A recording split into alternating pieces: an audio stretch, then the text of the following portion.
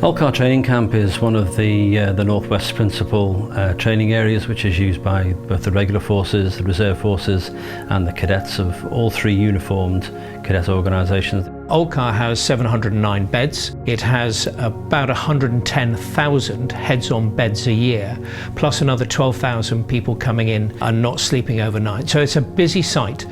The evolution of our work with task contract solutions in relation to sustainability came about a proposal that was made by Ian McVicker to our board that there is an opportunity to create a solar farm on redundant land at Altcar. So actually being able to take our power demands off-grid onto a renewable source of energy met a number of our objectives about decarbonisation, about reducing our reliance on grid power, and it was also seen as being a good thing to do in terms of our environmental objectives. We're now enjoying the power that we are consuming on site coming from the solar array on our own estate.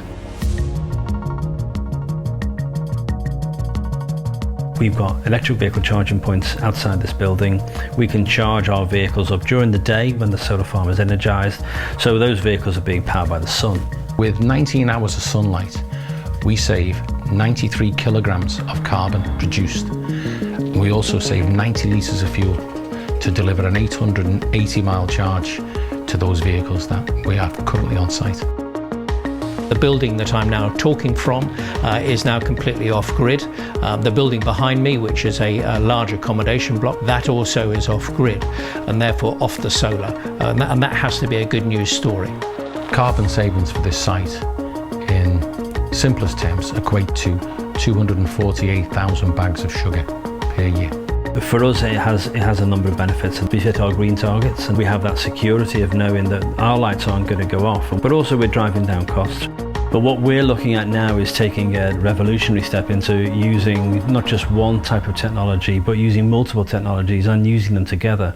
Hover Energy, which is a micro wind system that delivers 36 kilowatts. Also electrical battery storage, that is our next phase. Them combined will take us 90% plus off-grid. Part of the real value proposition that Hover brings to the table today is the integration of multiple sources of power, whether it comes from wind or comes from solar or comes from battery storage. When you can create more power than you need, then you become a contributor. That's one of my favorite things about the Altcar base. We're going to produce more than we need, and we're going to start contributing back to the environment around us. That's a healthy perspective.